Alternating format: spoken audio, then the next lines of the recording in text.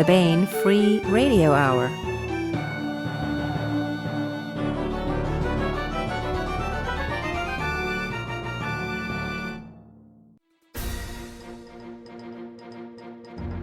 On the podcast, typefaces turn out to be alien hatchlings designed to enter through the eyes and eat your brains. So, when you see them start wriggling, read faster. Plus, we continue with the complete audiobook serialization of David Weber's Uncompromising Honor. All right now.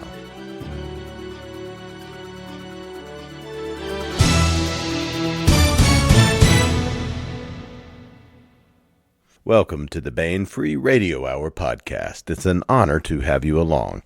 I'm Baen Senior Editor Tony Daniel. We have a great interview this time with legendary Baen book cover designer and book interior designer Carol Russo. You know, a great many Baen books, if you look at the copyright page of the book jacket, you'll see it says right there, book designed by Carol Russo Designs. And Carol has been doing this since Jim Baen was at Ace Books back in the 70s. If you've read a couple of Baen books, you know there is a characteristic look to our books, and that's something that doesn't happen by accident. In so many ways, Carol Russo is the creator and maintainer of the Baen look and the Baen brand.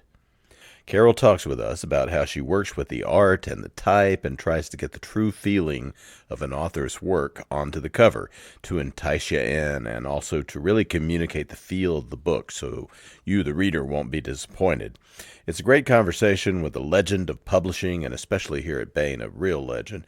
And at Baen, she's still hard at work putting together with artists and team members the covers you love. Plus, we continue the complete audiobook serialization of David Weber's Honor Harrington series masterpiece, Uncompromising Honor. Now here's the news.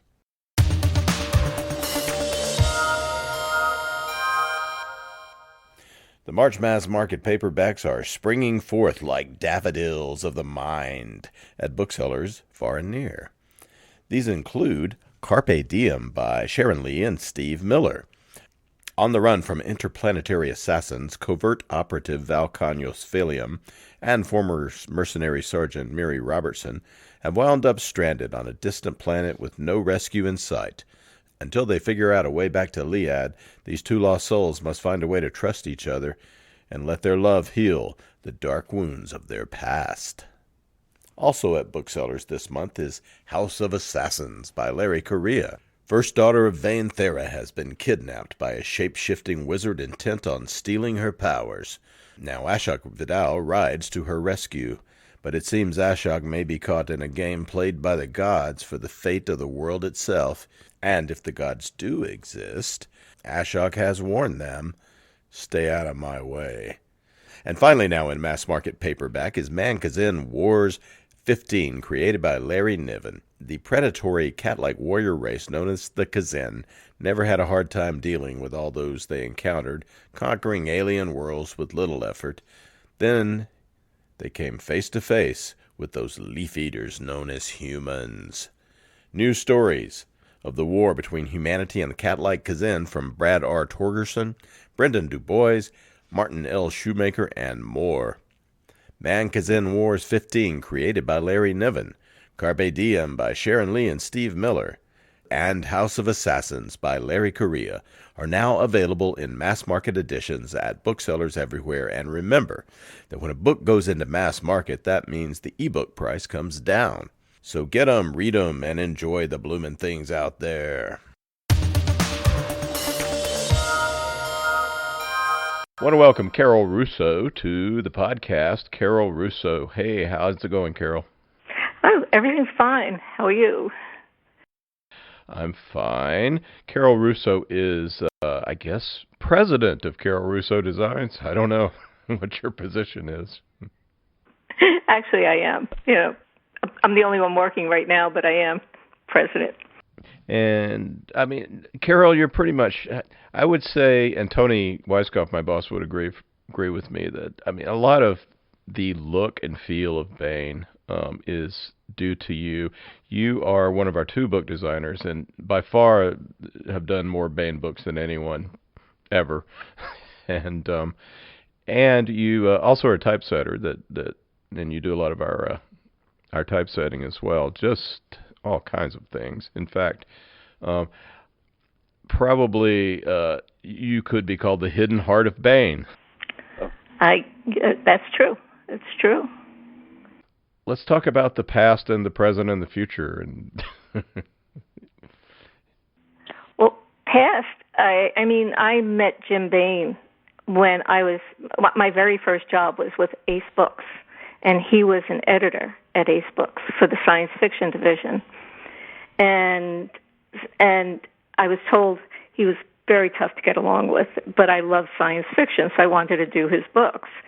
And we got along just great, and I ended up he would ask me to do all the covers for all his books when he was editor there. And at that time, Tom Doherty was the publisher of Ace Books. And I was there for a couple of years, and then I left to try to freelance, and Tom Doherty and Jim Baen both left at the same time to start their own division, which was Tor and Baen Books. They worked together, and they called me up, and they wanted me to do their covers. And at that time, I was doing covers for Tor and Baen. And Jim's line was called Jim Baen Presents. And it was this tiny, tiny office. In fact, you couldn't even move in the office when they first started out. And I would go up there as a freelancer, and Jim would tell me what he was looking for, because he always liked to control his covers. He loved to sketch and show me what he wanted. And from there, in fact, a funny story there was, I remember when we did a banner for his Jim Baen Presents, and Tom Doherty, it kept getting bigger and bigger and bigger, and Tom Doherty said, you got to tell him that the banner's got to be smaller. It has to be a little bit smaller. I said, well, why don't you tell him? He says, well, he won't yell at you. But he was really pretty, and so then Jim then ended up separating. He went to a small office on Fifth, and Tom Doherty went to another office off. I can't even remember where they were, and I worked for both. But Jim was always my favorite, because it was he always really wanted to.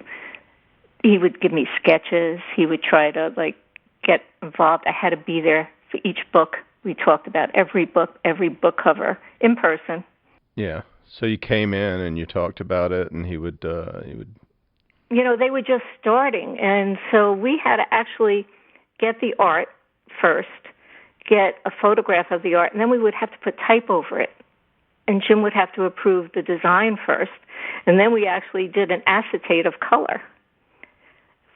And it was a whole different procedure. Computers were just coming in. Did you use press type and things like that? Well, I hand lettered. I was a hand letterer, so I used to actually letter the type by hand. And most of them were hand lettered. And there was press type, and we would design from that. But it was very strange the way it was done. The cover was done with even the mechanical. We did what they call mechanicals, where you put the art down in black and white, and you would put your type on the mechanical, and the printer would put everything together. There was no such thing as a PDF, where you put everything, including special effects. Yeah. So you had different layers that you looked at it. And to the point where you had to mark each layer for the printer. If it was foil, you had to mark it foil. If it was a color, you had to tell them what color you wanted. A lot of it was guesswork. So you didn't see the cover until they printed it. So you had to sort of form it in your mind. Exactly. And, if you gave them that mechanical, and then that's why the first proof was so important. A lot of times people went on press to approve, because if it looked terrible, you took guesses at colors. You couldn't really see it. And if there was a correction, remember now, type was set outside. You would have your typeset by a typesetter. And then you would put it down on your mechanical. And then we started to marry then we got into computers and we did the typesetting. But when we did the typesetting, we still used mechanicals because we weren't set up to do like a PDF high res. It was done a whole different way. Yeah. Well, why did you do typesetting all along as well as part of your business, or? Well, I did. I also my company was also, when I was a company, in the city, we also did children's books. We did. I worked for, but the main people I worked for covers were, and I did covers for other companies, but my favorites were Tor and Baen and Jim especially. But like I said, it was done. Now it's so easy because you could see everything you're doing. And Jim he would ask me to come in with the comps, and then he'd start changing them, and then he'd decide, I think we should have panels around all type. He'd decide panels work the best, so you could see the title. When we would do, every cover had panels, and then we went through, every cover had foil in it. Every cover had. He really. When he lived in Riverdale and when he was in New York, I saw him a lot. I didn't see him once he moved down to Carolina, but then again, by that time we had computers, so he could see everything. Yeah. Well, we're talking the very beginnings of this were like, 1983? Yeah, we're talking about the very, very beginning because computers were here, but they weren't being used as much by publishing. They were used a lot in advertising. And then it just, the transformation came fast. We started going into computers, and then it was just 1, 2, 3, one thing after another. But it was still, in the beginning, even up until a while ago, like maybe 7 or 8 years ago, 9 years ago, I would still have to send a printer a disk with a printed out, file. It was, like they would still put it together. It was still a printed out file. We've now, and that isn't all, it's maybe it's got to be at least like 7 or 8 years ago that we still had to print out. I have a huge printer, in my office because we had to print out large sheets, like when they were hardcovers, the whole thing, and send it to the printer for position.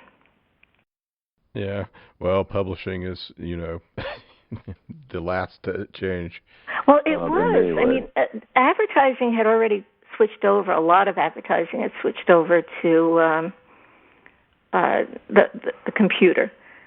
But I know a lot of people, after the computer came on, all the people that used to do just mechanicals, they were gone. Because now a lot of the printers, the separators, they're not there anymore. They're not in, I guess they don't even work at the printing companies anymore. I used to know a bunch of the guys that put the papers together at newspapers back in the old days when I worked at newspapers sometimes. And, they used the brayers and everything. Those guys are gone. Yeah, those days are gone. But, they went fast, and some people just never caught on. People disappeared out of the, out of publishing.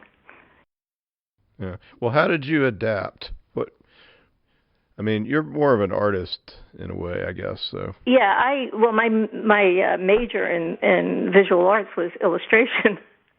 So somehow I just managed to go over to design, and I liked it, But I was always going to go back to illustration, but I never did.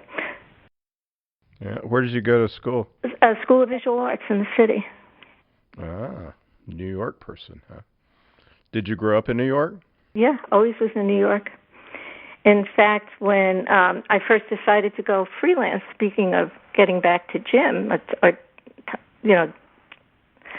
Baen Books, they wouldn't even lease space to me. So Jim Baen actually leased the space for me because I guess I didn't have a background or enough money or whatever I needed. But he leased a space right near their office on Fifth when it was on Fifth. So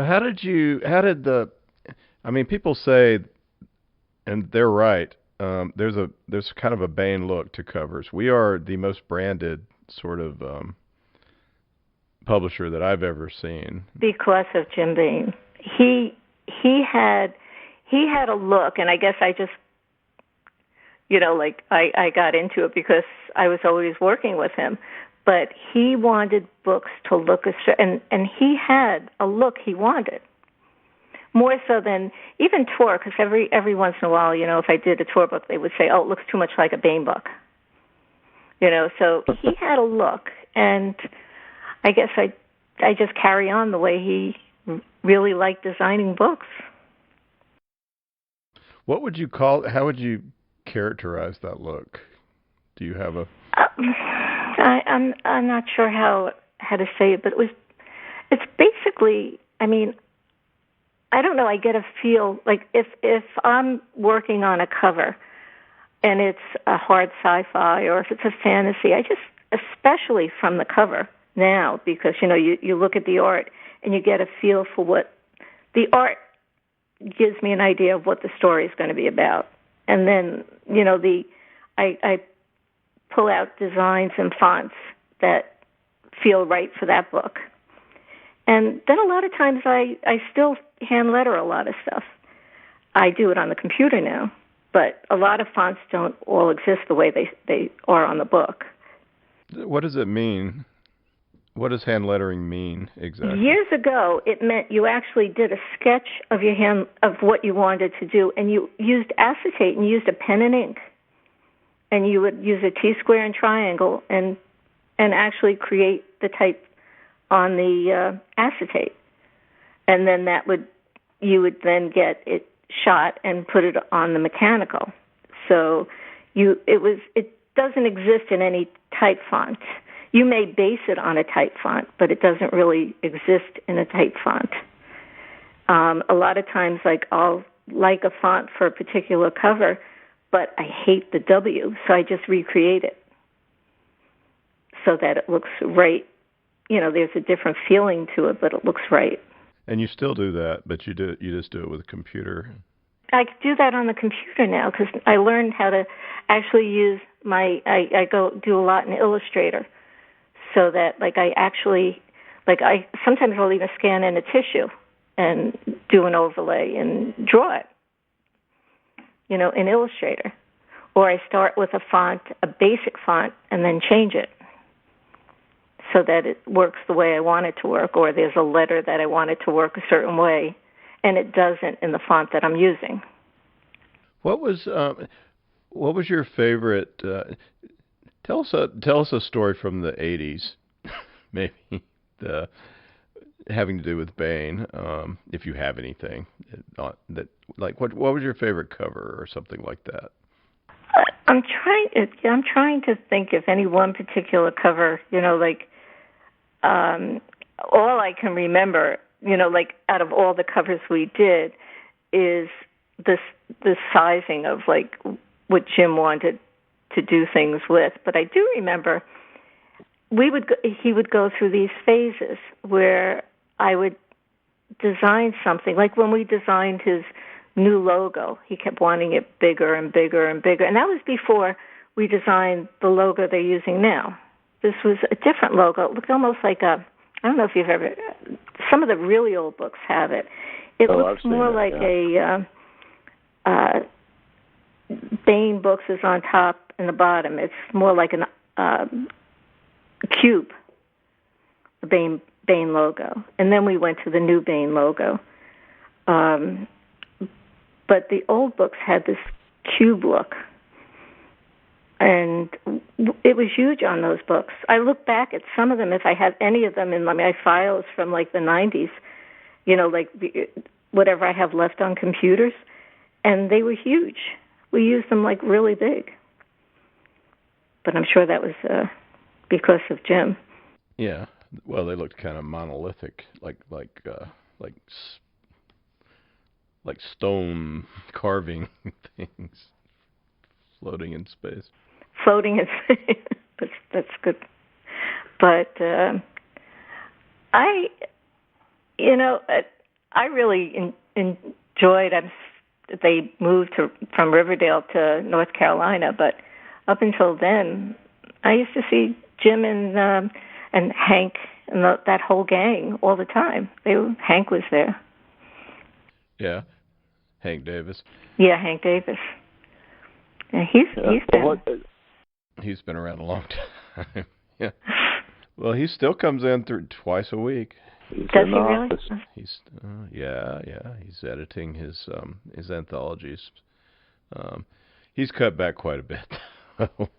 What was tell us more about coming in on Riverdale.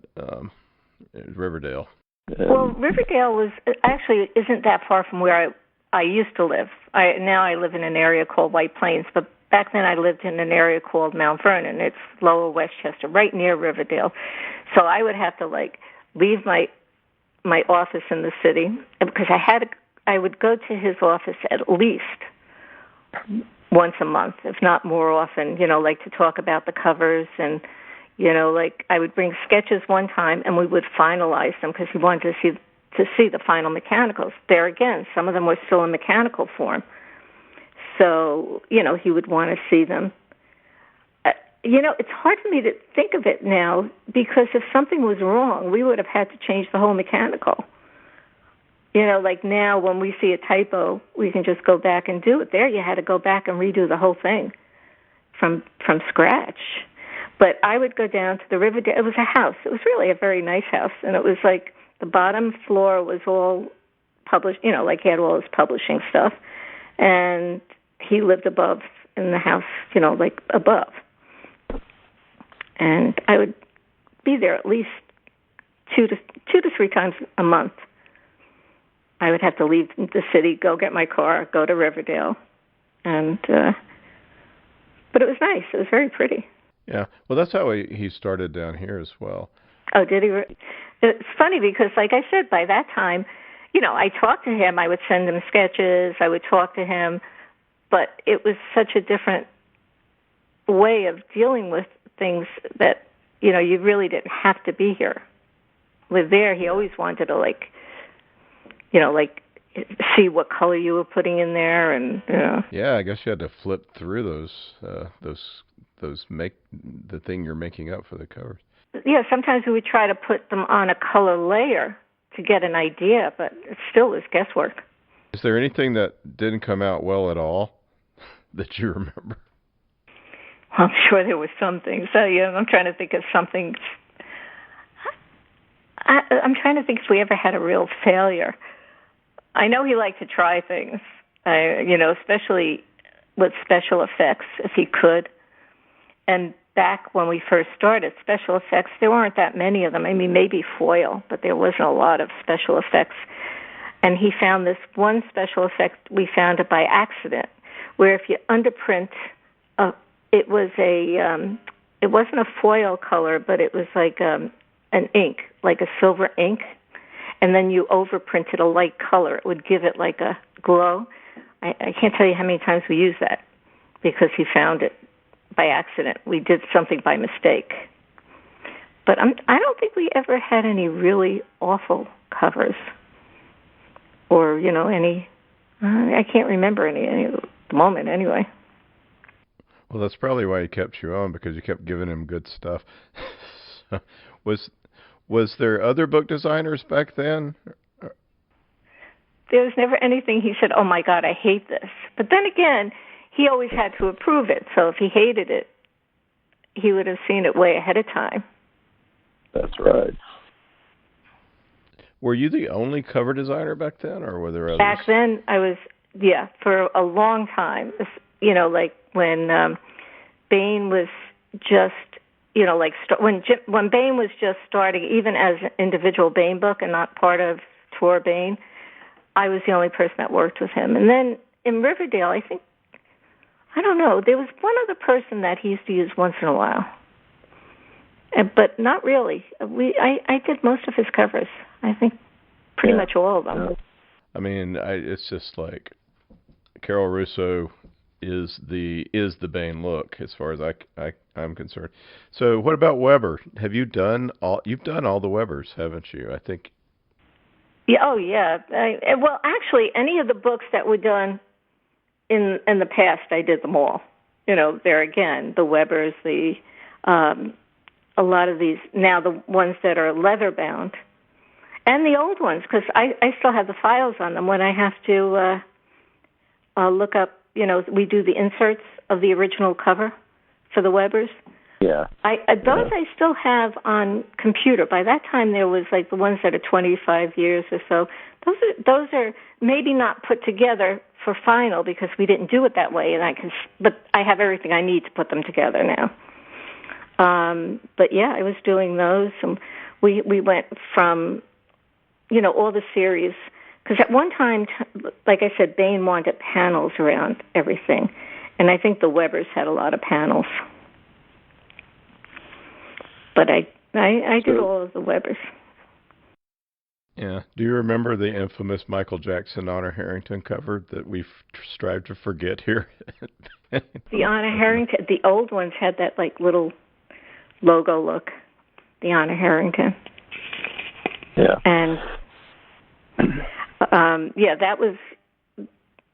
Like I said, those I have. And, like when we do put together the leather editions, the signed leather editions, I go back into files, and that I can reproduce because I have everything I need. And sometimes I need to get a picture. Yeah, I mean, and you've worked with, Baen is also famous for sticking with artists over the years, and a lot of artists that are incredibly popular and you couldn't hire if you wanted to now, still work with us because they got their start with us.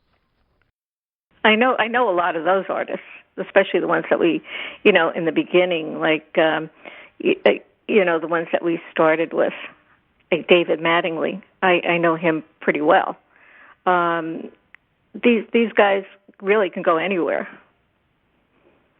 But Baen is Baen. Baen is.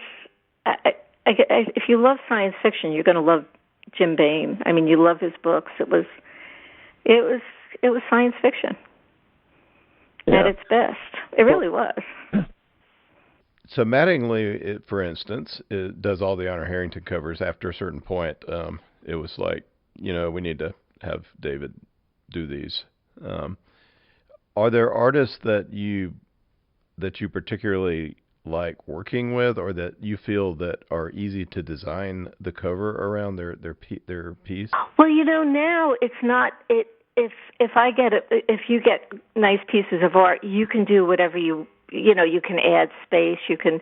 At one time, it was a lot harder. If like years ago, an artist would design a cover because they wanted to resell their painting, so they wouldn't give you a lot of type space. This was always a tug of war. Like you need space for the title, and if you ever went to these conventions years ago, they would have a lot of artists would sell their covers along their paintings, and people would buy them. But now, if, say, an artist sends something that doesn't have enough room, well, we can add it. We can do whatever we want with it. So it doesn't become much of a problem anymore as long as the artist is good and decent for the book. We can play with it. You could even change it now. You can, silhouette it. You can, like if it's not working, you can put it on, on another background. There's so much you can do with it to make it work. Like with the. Go ahead. Yeah, I was going to say, like with, say, the Council of Fire. I mean, we had a background that we used, and like a parchment. So you can do that with a cover if it's not working another way. I mean, not that wouldn't have worked, but we were following a format. But yeah, we kind of put it in a frame in a way to say this is a flintlock fantasy kind of look, right? Right. And, where years ago we didn't have those options. Whatever we got was what we had to use. I think it was a little harder to design back then because you didn't have any kind of freedom to change things. It was a little bit, unless you paneled it, and that we did do sometimes. Jim also liked panels, like around the art. Yeah. Yeah. Yeah, we did a lot of that. More freedom. Yeah. Well, I remember working with you particularly. We were on this recently, on a couple of years ago, on the Tim Powers novel. It wasn't the last one, but the one before, whose name is escaping me at the moment, although it's one of my favorite books. Alternate Routes, yeah. Or Routes, as you Yankees might say. So, and we were trying to make it. We had a cover that was action adventure, but we were trying to make it more suggestive of the fact that it's a supernatural, kind of adventure story set in a modern day, where lots of ghosts are around Los Angeles and things like that. And you really transformed that cover. Could you? I don't know if you remember much about what you did, but well, yeah, I do. I mean, what I did was when I recreated the title, we made it look sort of like a sign, but I used a lot of transparencies in that. Like I made things transparent because we were talking ghostly, and it's the feel that. I guess that's the whole thing. You feel how a jacket's supposed to look. And that's what I try to do. I try to get it to feel the right way. And that was kind of a ghostly novel. And so a lot of the stuff you can work, there again, you can work in transparencies. That's something we couldn't do years ago. And make it look, give it some special effects and make it look like it's ghostly. Yeah. Bring some things up, take things back. Right. Because you could even do that with the people. You could take part of a piece of the art and make it transparent over the type if we had to. That is a lot of input. It comes sometimes when you know what the book is about, too. You could see what his book was about. Just reading even just quickly some of it. And you just want to make the book feel like what the author would want it to look like. And, what is yeah. And I mean, and so that simple formula is what we do. And so many publishers seem to sometimes not. Well, I think the other thing is you said it, where like a lot of artists and people will work with Jim. I think people love working with Baen. I can't even. I mean, I know why I do because I've been here forever, and just built up, a love of it. But there are people like you, even the people that are working there now. I mean, when you talk to them, they all seem to really care about what they're doing. I don't think that's like that in every publishing company. I mean, I know it's not. I think you're right. Walk us through how you make a book now, a book cover, and the typesetting portion too, maybe. Yeah. Well, what happens is, at the point which was starting to put together comps. Now, what's a comp? Yeah, the comp. What happens is you get the art, you get, now if it's part of a series, you have a look from the past, like what it should look like. If it's a new series, then you want to find out what type of book it is. A lot of times if the art will show you that, if it's like a hard sci-fi or if it's a fantasy, and I start getting together typefaces I like that work with what I'm looking at. And then I send Tony Weisskopf probably about 10 comps each for each cover that I'm working on, rough. And then she will respond to me, and, like she'll say, well, I like A and B to get, like something from A, something from B. And then we combine them or, change them slightly. But I think it is more the feel. Like, I don't know, like when I look at a piece of art, I get a feeling. And if the artist captured the book, then I'm probably going to get the right type of feel for the type. And that's pretty much how I work. I look and I feel what it's supposed to feel like. Do you ever dream in typefaces? I imagine you just have a lot of type. Times like when I'm trying to think of what to do with something, like, when I get a piece of art and I have no idea of what to do about it, like you'll see something in front of you and it may be something that doesn't hit me right away of what I want to do. And then sometimes what I do is I'll go through I'll just look through fonts, on my type, like my suitcase. And I look, and then I see something that, hey, this works with this art. It has, a flow similar to that. It has, whatever. And then I look at the font with the title. Like, in other words, I'll set it with the title. And if I like it, but it's just not right, then I change it. But I use that font as a basic, like bottom, master. And then I may change the cap. I may do something else with it. But I look for a feel first, and then I work with that to work with the art and the author. What about a book's interior? What about the design of interior of the book? Well, that is a lot.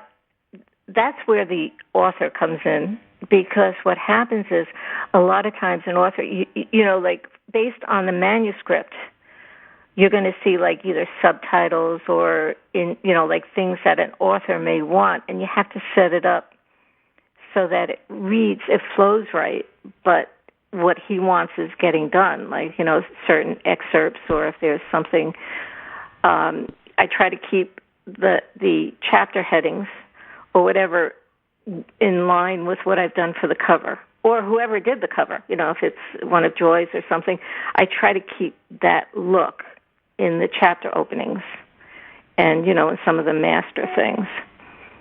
But you try to you want to make the author happy, so try to follow what he's looking for. Yeah, I was going to say, because sometimes it's not as straight, it's not really that obvious to me, but, like I can get usually an idea from the manuscript, the Word document, what the author is looking for. And most authors are really nice to work. If you ask them a question or you're not sure of something, they really are, very easy to work with. Yeah. But, for the most part, if they get a first pass, say an author gets a first pass, they have time to correct things. If they see something, they say, oh, no, I didn't want this.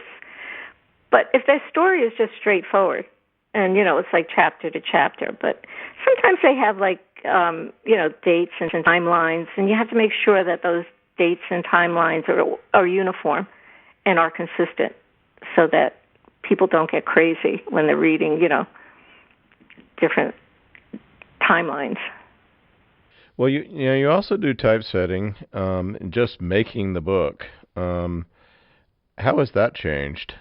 That's really changed. Well, that has really, really changed. Believe it or not, when I first did a book typesetting, that wasn't really, I was more of a cover designer, but I did we actually had manuscripts, and that we had to actually count the number of characters across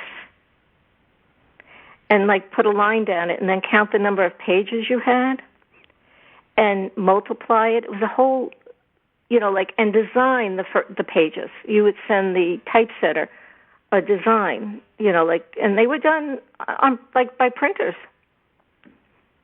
They, in other words, you would go across and say there were 100 characters for the first line. Then you would have to count how many lines in a page and how many pages you had to get, and then times it all. And then you had to account for like indents and stuff like that. It was a much different process, but it was left to chance because you really didn't have much control over it once it went out. Whereas here you have a lot of control. Involved. What? Yeah. There was math involved.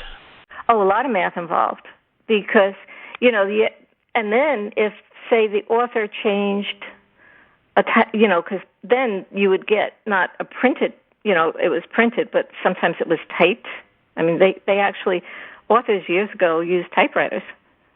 And if they used a different typewriter, you'd have to stop at that page and then recount it for a different type, if they used something else in Chapter 13. But, yeah, that was all math and guesswork. There was a real problem if you wanted to make changes after the proofs came. And there was a limit to what you could do as say, an author reviewing your changes or something like that. Yeah, see, now here, if we have a correction in a page, I just have to make that correction and I just resubmit a new page. I just have to post a new page on the FTP site, and then they slip it in. But back then, and I don't know, I guess it must have been a longer process. You don't really think about it, but the process had to be longer because an editor would have to read the whole book again. When it was in galleys, I think they would call galleys, and you would have to read these galleys and make corrections, and they weren't in book form; they were in galley form. They were long, and then you. Yeah, and they had the blues, and they had different versions of galleys. Yeah. Right. What are the blues were after? That was when you were checking for running heads and things like that. Yeah, the blues were actually the way the book was going to be printed. I think the galleys was just almost running the text so you could see how it was, make any, I guess, editorial corrections and things like that. The blues, yeah. I mean, once you approved the blue, that would be our going online, Libby going online and saying, and approving the interior, those are your blues now. Go print. Yeah. I mean, the whole, it's really funny because I was an illustration major. I never took a course on a computer. Anything. It was just a transition from, But but you weathered it, and a lot of people didn't. How do you account for that, Carol? I just, I was able to pick up how to do it on the computer, hand lettering. I actually hand letter in Illustrator. I just somehow, I don't know, I guess just over time, it was a necessity. You had to go onto the computer. And I used to like the look of hand lettering. But it was, you couldn't get certain things if you just scanned it in. If you hand lettered it and scanned it in, you couldn't change it. So I learned how to do it in Illustrator. A lot of the stuff I do is in Illustrator. And then I bring it into Photoshop, and then I do the special effects over there. But it was a process, I guess. Yeah. I don't even know how. I guess it was so slow, or maybe so fast, that I don't even remember how I learned, but I did. What about the Toni Weisskopf period of Baen? How's that been? Did she didn't take over she was not the art designer that she is. I mean, she's the what do we call it, the art editor here now. I mean, did she do that before, or did she sort of start doing that after Jim's death? That Jim did. Jim always was involved with the art until afterwards, and then Toni took over. It was always Jim. As far as the art. Now, I don't know what happened. I know that was true when we were in Riverdale. Now, when he moved down to North Carolina, I don't know how involved she was with the art. I got my instructions from Jim at that point. And then after he passed in 2006, I think it was. Stepped in and took over. You know, she was. She had to. Yeah, she had to. I mean, she knew everything. I mean, she was there in Riverdale. I mean, sometimes she would sit in with us, but she was there. So she knew everything that was going on. She knew everything. So what's it like today? We have these production meetings. I talk to you almost every day, or interact one way or another with email. Right. It makes it so much. You know, it's funny. It makes it easier for me to work, because this way, if I have questions, I can get a hold of someone. Before, it was only by phone. And, you know, and also now, you know, in the meetings, I always look at my list of, my Libby list over here, and I know exactly where everything is going. And now that we have this new smart sheet, that's great. I mean, you can go in and out and check to see if something's in there, you know, like that I need without. Yeah, our production managers brought in a workflow program that's really been helping us a lot to get everything going. It's cool. Well, you know, at one time, say I was doing an arc for a cover, I would have to like go crazy looking for the covers, getting a hold of Jen. Now all I have to do is go into Smartsheet and look for the cover, and I can download it. I can work on it. You know, everything is there for us to use. It's great. But the process is the same. After you have the assets, you still have to art it up. Yeah, basically everything. Publishing is still publishing. You're still going through the same steps, but in a different way. Do you have any different things you have to do about ebooks covers now, or is it not really? Well, the ebook covers, I mean, the ones that Baen use, they use the covers that we use. Now, if someone like, say, audio, or, you know, if they're doing a cover for Baen, a lot of times I'll send them something without text on it, because their format's different. It's like square. So, you know, they put the cover on their books, but the ebooks are set up the same way. The covers are set up the same way as you would any, you know, PDF. Yeah, they're essentially the same. Do you think about the fact that that a lot of times people will see them as postage stamp size things when they're looking at them on one of the ebook retail sites or on Amazon or whatever? Not really. Personally, I like a book in my hand, but you know, there's just something about a book, and you know. But as far as that goes, no, because everybody's so used to seeing these things small. I mean, kids. I mean, they probably don't think twice about looking on the website for something and looking at this and seeing it small. I mean, they watch their TV small. They watch their TV. They watch their TV. I mean, what kid? They don't watch it on like a big screen. You know, you have all these big screens. All these kids are looking at their phones for the TV. I have my niece coming over. She stays over. She's like a teenager, and I'll come in and say, "Why aren't you watching TV?" "Oh, I am," and she's looking at her phone. I know, it's very strange. It's very strange. My kids are like, I might as well just not have cable, because they don't watch television. They're just, as long as the internet connection's good, they're good to go. They stream everything. They look at everything, you know, on the internet. I don't know. I have a problem. I want to sit in front of a TV like I want to sit in front of a book. But these kids, that's the way they are. No, it's true. But like my husband teaches college, and he said they all come in with their phones. He said they don't take their eyes out of the phones. But if they go off, he says he takes them away. Yeah, when I taught, I forbid devices. I was just like, man, I can't, especially laptops. I used to just enrage my students by telling them they couldn't use laptops in my class. Anyway, let's let's not get off on that tangent.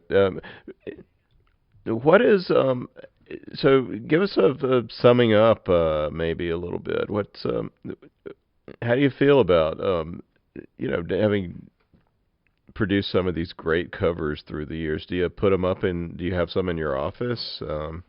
Some of your favorites, or do you just forget it and move on to the next? Well, actually, I don't. I did have, when I had an office in the city, we had some of our, covers up. And I should. I had them, like up in, but no, I don't have anything up. But they did look nice when I had them up. I just enjoy doing it. They say if you love what you're doing, you're not really working. I really do love it. So, but as far as books, I mean, yeah, I think it would be fun to get something, and I still have proofs from way back, set up proofs from way back, and do some collages or just hang covers that throughout the time. That I've been doing them. I still have them. Yeah. I still have them in proof form because one day. I would love to see that. One day. I mean, some of the older ones. Well, I mean, you'd probably. Yeah. I mean, I have them going way back. So. We got some amazing. We have the slides of the old covers, at least in our files here. In some of the old ones, yeah, we have all kind of cool stuff in the files, but and still are apparently yeah. only in a different way, but still are. Yeah. Well, Carol, the one thing that we all think about you is that you are this steady, amazing presence that is always working, always in a great mood. I don't know how you do it, but yeah, always on top of everything. You can always count on Carol Russo. You don't have to worry. That sounds really nice. I like that. That's nice to hear. I really do. I appreciate that. Well, I guess it's because you really like what you do. Well, that's it. I really do like what I do. I don't really have any negative. I get up and I like getting on the computer and working. Otherwise, I think that's probably it. If you really love it, you're going to enjoy doing what you're doing. I'm just happy that I found something that I liked and I could, survive on it. Well, we're happy you did too. Well, thanks so much, Carol. Carol Russo of Carol Russo Designs, the legendary Baen book designer. Well, thank you. Nice talking to you. Bye.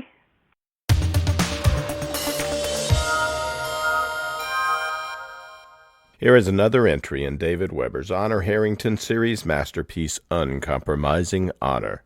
Honor keeps her promise. The Solarian League. For hundreds of years they have borne the banner of human civilization, but the bureaucratic mandarins who rule today's League are corrupt and looking for scapegoats. They've decided the upstart Star Kingdom of Manticore must be annihilated. Uncompromising courage. Honor Harrington has worn the Star Kingdom's uniform for half a century. Very few know war the way Honor Harrington does. So far, hers has been a voice of caution.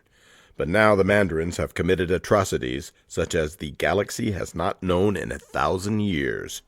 They have finally killed too many of the people Honor Harrington loves. Uncompromising vengeance. Now Honor Harrington is coming for the Solarian League, and hell is riding in her wake. And now, David Weber's Uncompromising Honor. Whatever it was, I didn't do it. The dark-haired captain, one of the two dark-haired captains, approaching the small conversational group said. Her Grace was just explaining that it's not her fault Grace and females are getting out of hand, Brigham said dryly, holding out her hand. Oh, no. Captain Elizabeth Davis, Lukacs's operations officer, said. How could anyone possibly think that? Not enough we have to produce them in homegrown variety, but we go around importing them, Mayhew observed, still to no one in particular, and Davis laughed. Her own accent marked her as a native of the Star Kingdom's capital planet, but like quite a few of the officers who'd been loaned to the modern Grayson Space Navy in its infancy, she'd decided she liked Grayson. In fact, she'd become a Grayson citizen almost 10 years ago. Lord Mayhew rolled his eyes at her laugh, but he also held out his hand. "And we've been damned lucky to get them, all of them," he said in a quieter tone. "Homegrown or imported." "I have to agree," Honor said. "But you know, the really remarkable thing to me, even after all these years, is how well Grayson's grappled with all the changes." "Part of that's the example we've been given," Lukachova said. "And Reverend Hanks's input at the very beginning was huge." Her eyes darkened, and so did Honor's as she recalled how the gentle Reverend had given his life for hers. "And Reverend Sullivan's been just as strong in his own way. But the bottom line is that unlike those lunatics on Masada, we haven't forgotten the book is never closed. They not only refused to stop listening to God, they started lecturing him on the way things were supposed to be." She shook her head. "We've had our own iterations of the faithful to deal with, but by and large, they did us a huge favor. All we had to do was look at them to see exactly what God didn't want us doing." She shrugged. "With that example, how could we not get it right? Mostly, anyway." "I think you're probably right," the officer who'd accompanied Davis said. He was a good 20 centimeters taller, stocky, and very squarely built, with a ship's prow of a nose and a ponytail that reminded Honor of Paul Tankersley's. Unlike Davis, he spoke with a pronounced Grayson accent. "It's good to see you, James," Honor said. "And you, milady," Captain James Sena, Bat Div 1's chief of staff, said. "Actually, though, I'm even happier to see Commodore Brigham. I was wondering if—" "Stop right there," Rear Admiral Lukács said, raising an index finger.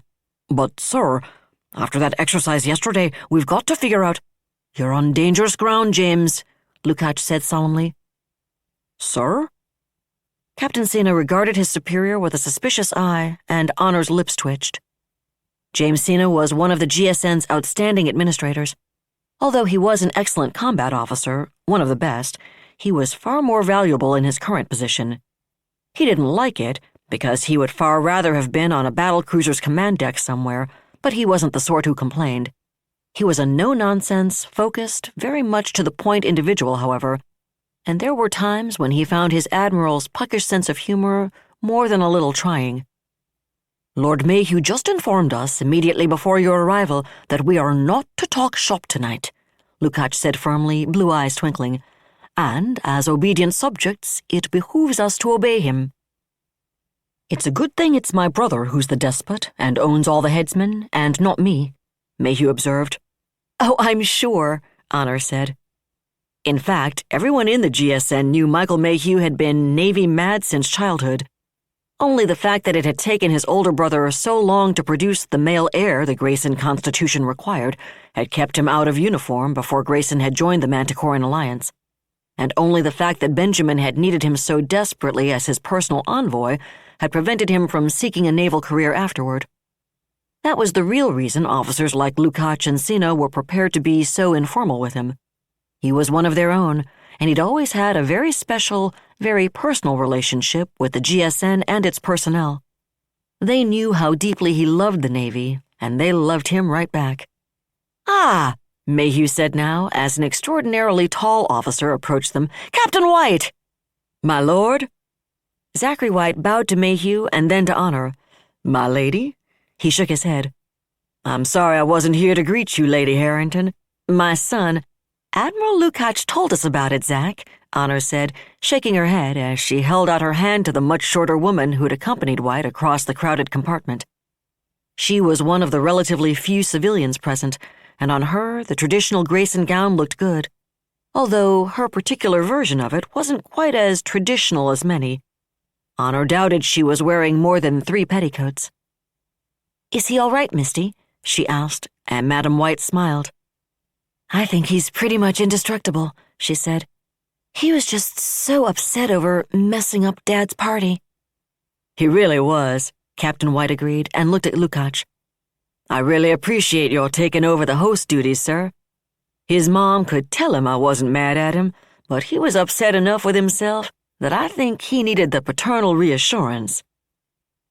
Lenka and I may not have any of our own, Captain, but I've got 5 siblings, Lukács said dryly. And thanks to sky domes and our little population explosion, the last time I looked, I've got somewhere around, the number is subject to change without warning, you understand, 37 nieces and nephews, at least 4 of whom have started producing children of their own. White chuckled and nodded greetings to the other officers clustered around Mayhew. How's he doing overall? Here in Manticore, I mean, Honor asked Misty, and she shrugged. He misses his friends and his classmates, my lady, she said. But it's not like he's not making new ones, and he's actually ahead of his age mates academically. Her smile might have held a slight edge. I don't think those new classmates of his expected that, and the experience of actually living somewhere besides Grayson is going to be really, really good for him. She shrugged. Besides, the truth is that everyone here in Manticore is bending over backward to make all of us Graysons welcome. It shows, believe me. Honor nodded. As a stedholder, and aside from Mayhew the only stedholder in the Manticore binary system, she'd felt a personal responsibility to represent the Grayson dependents who'd accompany the GSN. Unfortunately, she couldn't. There simply weren't enough hours in the day, and so she was enormously relieved by how well things seemed to be going. And one reason they were going so well was the smiling woman standing beside her towering husband. In many ways, Misty White was Lenka Lukachova's civilian counterpart. While Lukachova dealt with the Chaplain Corps' issues, Madam White was attached to the Grayson Family Support Command. Technically, that was a military organization, headed by Captain Leonard Fitzhugh, and she was only a civilian advisor. Fortunately, Fitzhugh was smart enough to stay out of the way when Misty White rolled up her sleeves and went to work. I'm glad it's going well, Honor said now. I'd heard reports that it was, but I'm behind the curve on a lot of things. I can't imagine how that could possibly be the case, my lady, Misty said. I'm sure you can't, Honor said warmly, slipping her left arm through Misty's right. But, unless my eyes deceive me, it looks like Michal's flag lieutenant is headed this way to tell us that now that the 2 of you have rejoined us, it's time for dinner. And, as you may have heard, I'm from Sphinx. She smiled at the others, which is to say, I'm hungry. Again. My lady, Lukachova said frankly, I would kill for your metabolism, I really would. Oh? Honor gave Misty a conspiratorial smile. Well, if you think 3 o'clock feedings are bad for most children, you should think about trying to keep somebody with the Myrdal mods fed. My mom's made a few pithy comments on that task over the years. They include references to somebody named Sisyphus. Oh my, Misty laughed. I hadn't even thought of that, my lady.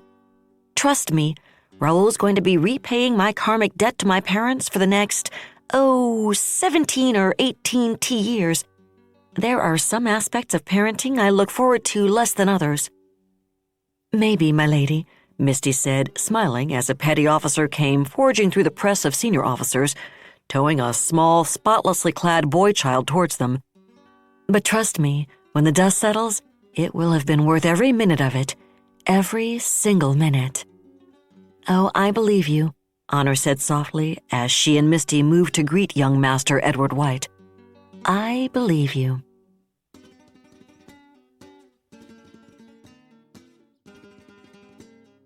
That was another entry in the complete audiobook serialization of Uncompromising Honor by David Weber. And that's it for the podcast, thanks to Audible.com and to podcast theme composer Ruth Judkowitz. And a sprightly jig of T-squares, triangles, and HB pencils upon a magic golden drafting table, plus thanks, praise, and plaudits for legendary book designer Carol Russo. Please join us next time here at the hammering heart of science fiction and fantasy, and keep reaching for the stars.